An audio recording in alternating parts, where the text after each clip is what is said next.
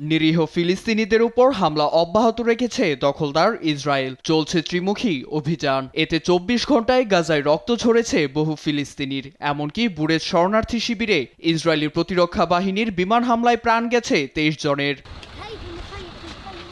এছাড়া ত্রাণ সংগ্রহ করতে যাওয়া ক্ষুধার্তদের উপর মুহুর্মুহু গুলি ছোড়ে নেতানিয়াহু বাহিনী। হামলা চালিয়ে উত্তর গাজার আল আত্তারা, জাবালিয়া, সুজায়া সহ আরও ২টি অঞ্চল থেকে ফিলিস্তিনিদের সরে যাওয়ার হুমকি দিয়েছে দখলদাররা। সেই সঙ্গে উত্তরের একমাত্র সচল আল আওয়াদা হাসপাতালের চিকিৎসা সেবা বন্ধ করে দ্রুত খালি করার হুমকিও দিয়েছে তারা।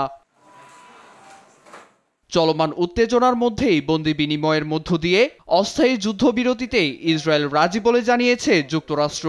১০ জন জীবিত ও ২০ জন মৃত ইসরায়েলি হস্তান্তরের শর্তে ৬০ দিনের যুদ্ধবিরতির প্রস্তাব দেন যুক্তরাষ্ট্রের মধ্যপ্রাচ্য বিষয়ক বিশেষ দূত স্টিভ উইটকফ। বৃহস্পতিবার এমনটাই জানান হোয়াইট হাউস মুখপাত্র Karoline Leavitt. I can confirm that Special Envoy Witkoff and the President submitted a ceasefire proposal. আমি নিশ্চিত বিশেষ দূত স্টিভ উইটকফের দেয়া প্রস্তাবে ইসরায়েল সমর্থন দেওয়ার পর হামাসকেও অবগত করা হয়।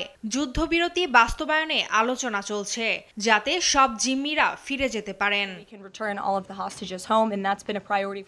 এদিকে যুক্তরাষ্ট্রের দেয়া প্রস্তাবটিকে গণহত্যার সনদের সঙ্গে তুলনা করেছে হামাস। গোষ্ঠীটির রাজনৈতিক ব্যুরোর সদস্য বাসেম নাইম বলেছেন, ফিলিস্তিনিদের দুর্ভিক্ষের মুখে ঠেলে দেয়াই প্রস্তাবটির মূল লক্ষ্য, যা গাজাবাসী কোনোদিনও মেনে নেবে না। তবে বিষয়টি পর্যালোচনায় রয়েছে বলেও জানান নাইম।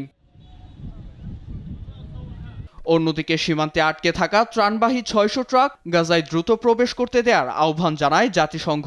ত্রাণ না পৌঁছালে দুর্ভিক্ষ ঠেকানো সম্ভব নয় বলে শঙ্কা আন্তর্জাতিক সংস্থাটির। নীরব দাস, নিউজ ডেস্ক, দেশ টিভি।